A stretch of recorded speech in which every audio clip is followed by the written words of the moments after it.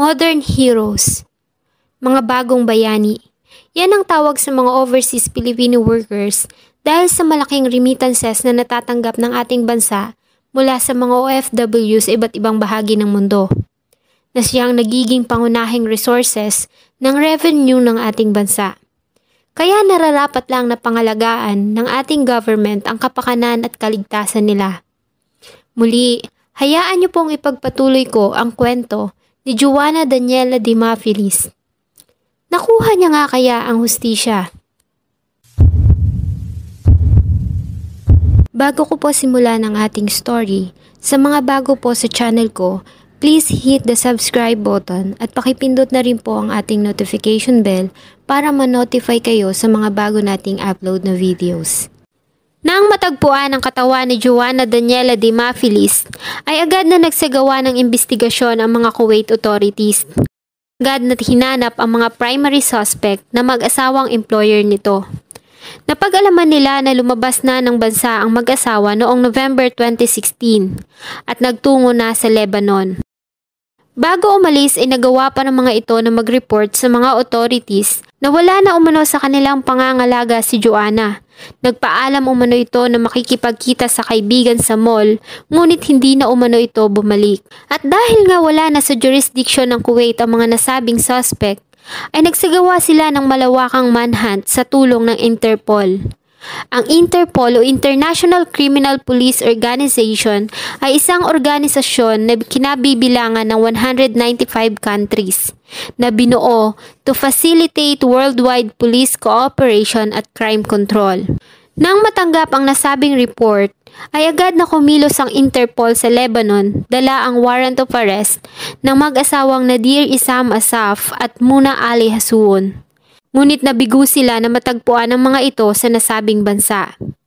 Ayon sa auntie nito na siya umanong nagpalaki kay Nadir, ay wala ito sa Lebanon, kundi ay nagtungo umano ito ng Syria kasama ang asawa. Agad namang kumilos ang Interpol sa Syria. Sa parehong buwan, February 2018, ay nahuli ang mag-asawa sa Damascus, ang capital city ng Syria. Sinurrender naman ng Syrian Interpol si Nadir sa Lebanon authorities at nanatili sa kanilang kustodiya si Muna Ali Hasuon. Ang pagkahuli sa mga suspect ay agad namang nabalitaan ng pamilya ni Joanna at ikinatuwa naman ito ng ating government. Ayon kay Department of Foreign Affairs Secretary Alan Peter Cayetano, ay umaasa sila na kakausapin ng Kuwait ang Lebanon at Syria para dalhin ang mga nasasakdal sa Kuwait para doon humarap sa paglilitis. At hinangaan din nila ang ginawang pagkilos ng Kuwait authorities para sa mabilis na pagdakip sa mga suspect. Ayon naman kay Kuwait Foreign Minister Sheikh Sabah Al-Khalid Al-Sabah, ay kinabigla nila ang desisyon ni President Rodrigo Duterte sa biglaang pagpapauwi ng mga OFW sa Kuwait. Gayong, ang mga nasabi umanong suspect ay hindi naman mga Kuwaiti national. At binanggit pa nga nito na may 170,000 na mga Pilipino ang maayos na namumuhay sa kanilang bansa. Ayon din sa Deputy ng Foreign Minister na si Nasir Al-Subah, ay ginagawa umano ng Kuwait ang lahat para sa kaso ni Joanna at nakiusap din ito kay Pangulong Rodrigo Duterte na daanin sa isang masinsinang pag-uusap ang nasabing issue. Ayon sa kanya, ay isa umano itong misunderstanding. Ganun pa man, ay hindi nagbigay ng pahayag ang ating former president tungkol sa naging pahayag nito.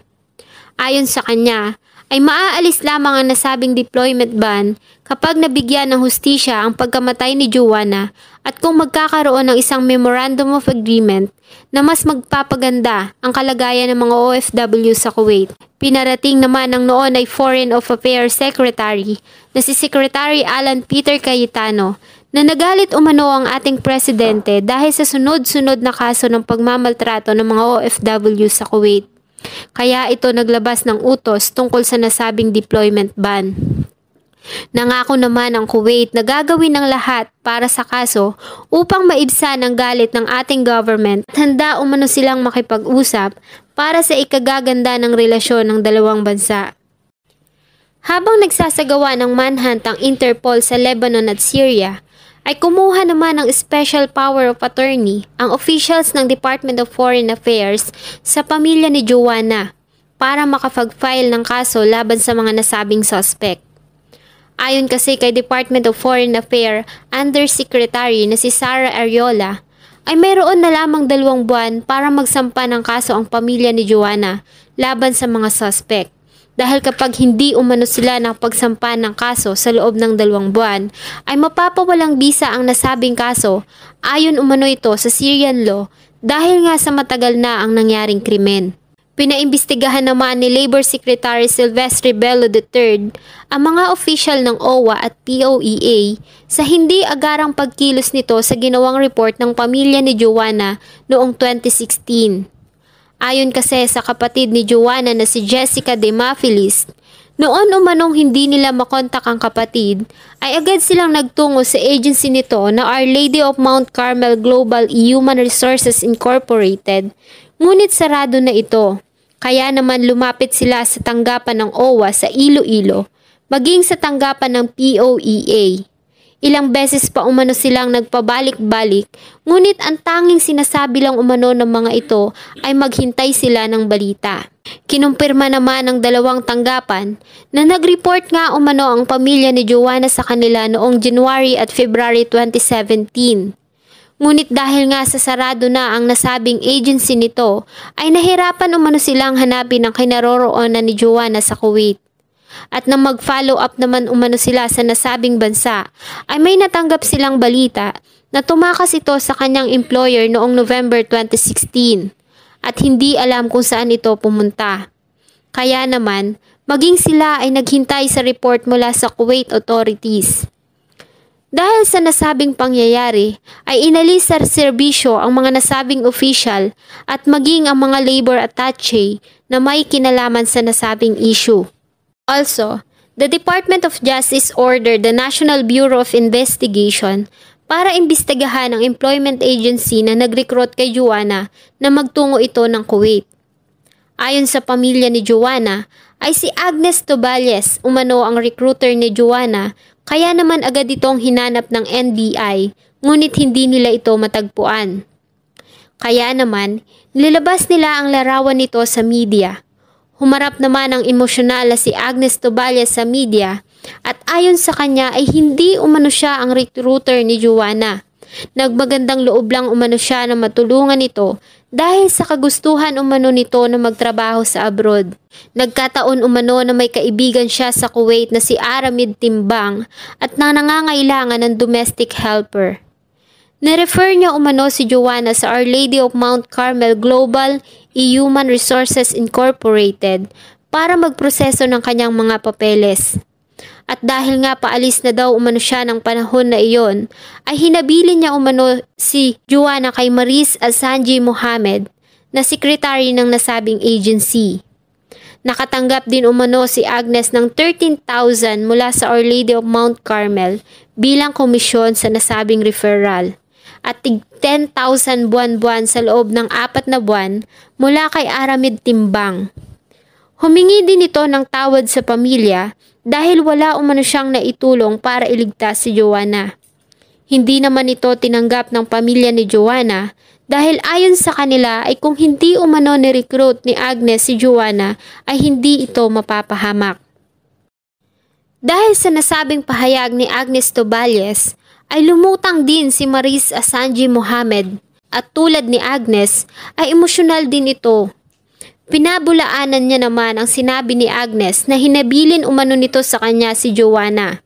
Dahil umano, si Joanna ay nag-walk-in umano sa Our Lady of Mount Carmel kung saan ay nagtatrabaho siya bilang staff. At hindi umano siya ang nagproseso nito kundi ang mga liaison ng nasabing agency. Matapos ang ilang araw at linggo din na paghahanap, ay lumutang din ang nasabing may-ari ng Our Lady of Mount Carmel Global Human Resources Incorporated na si Adrian Briones at kasama ang abogado nito.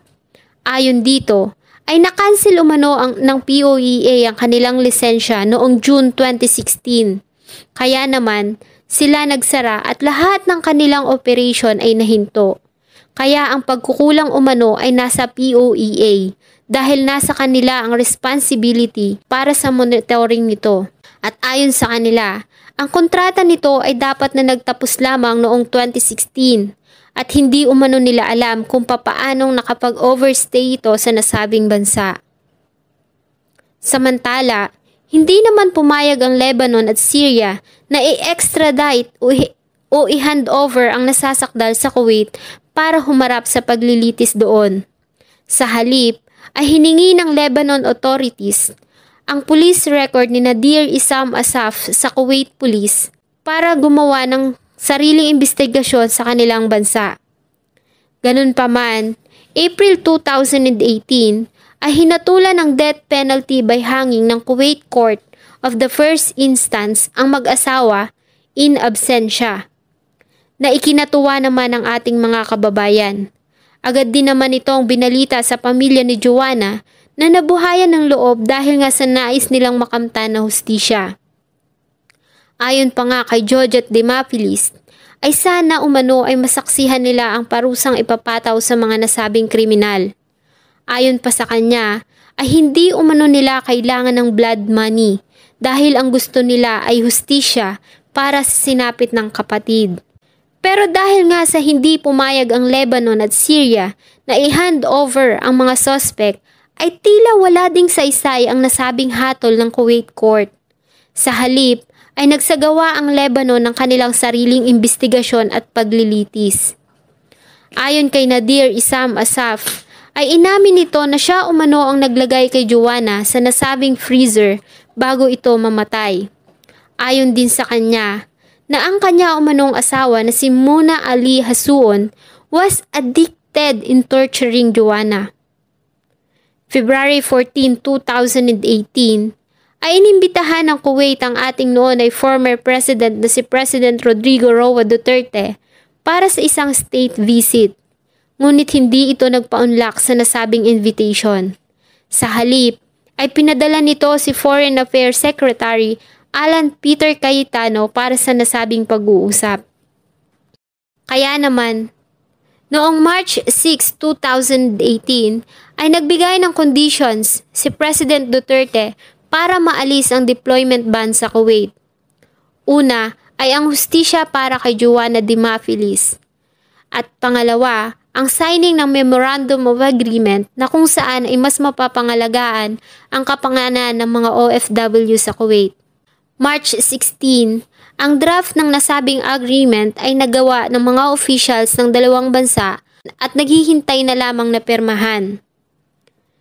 Ngunit noong April 21, 2018, ay lalo pang nagkaroon ng lamat ang diplomatic relationship ng ating bansa sa Kuwait dahil sa isang video na kumalat kung saan ay nagsagawa ang ating Philippine Embassy at Department of Foreign Affairs official ng Rapid Rescue Mission kung saan ay pinakita umano ang sinagawa nilang pag-rescue sa isang Filipina na nakakaranas umano ng maltreatment.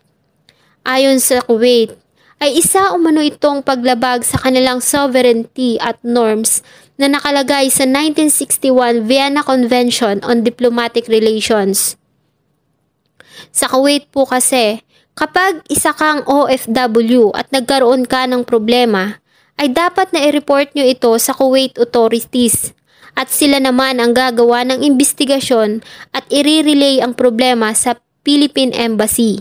At hindi po pwedeng mag-rescue ang Philippine Embassy sa mga bahay ng employer nang walang kasamang Kuwait authorities.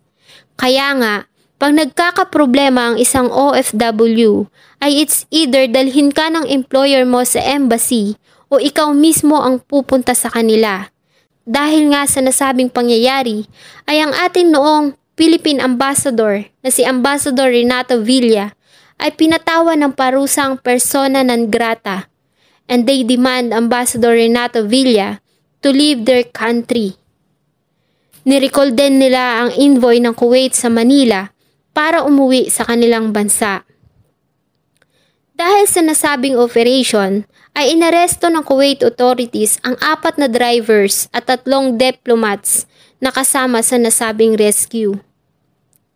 April 24, 2018, ay humingi naman ng paumanhin ng ating government sa ginawang pagkilos ng ating mga embahada sa Kuwait.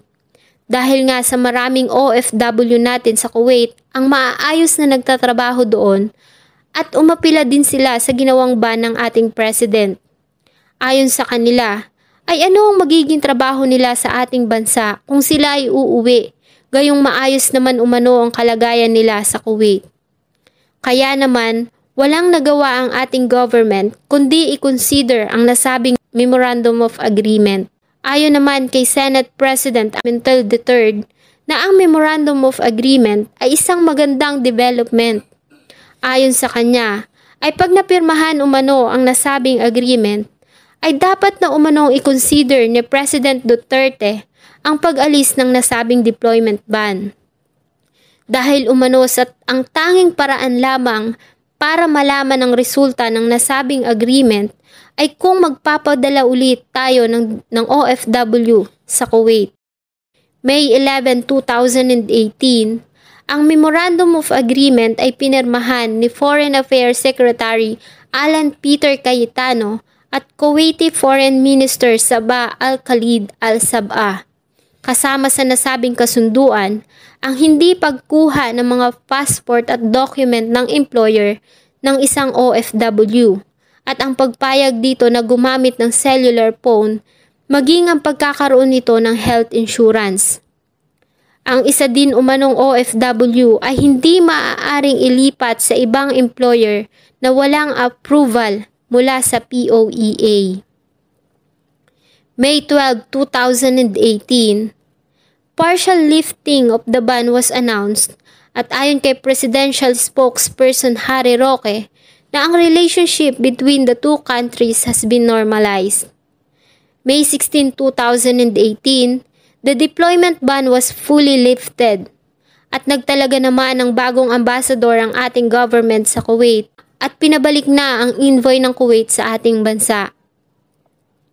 Samantala, September 9, 2018 ay inannounce naman ng Department of Foreign Affairs na napatunayan ng Syrian District Criminal Court na si Muna Ali Hassoun ay guilty sa pagpatay kay Joanna Daniela de Mafilis at kinasuhan umano ito ng 8 hanggang 15 taon na pagkakakulong. Habang ang asawa naman nito na si Nadir Issam Assaf ay nanatili sa Lebanon at kasalukuyang nahaharap pa rin sa kasong pagpatay. Ayon naman sa Lebanon state-run news agency that Assaf faces a possible death sentence. Hanggang ngayon ay wala pa pong information tungkol sa kung ano na ang nangyari sa kaso ni Nadir Issam Assaf sa Lebanon. Ayon naman sa OWA, na ang pamilya ni Joanna ay bibigyan ng 800,000 na death benefits, 600,000 mula sa OWA at 200,000 mula sa Philippine Association of Agencies for Kuwait. Bigay din ng local government ng Iloilo ng financial assistance sa kanyang pamilya. Sa tingin nyo mga kababayan, nakamit nga ba ni Joanna ang hustisya? Sana po ay nagustuhan nyo ang kwentong ating tinalakay. Kung nagustuhan nyo po ito ay pindutin ang like button. Mag-iwan din po ng inyong saloobin sa ating comment section. Thank you so much po and see you on my next video.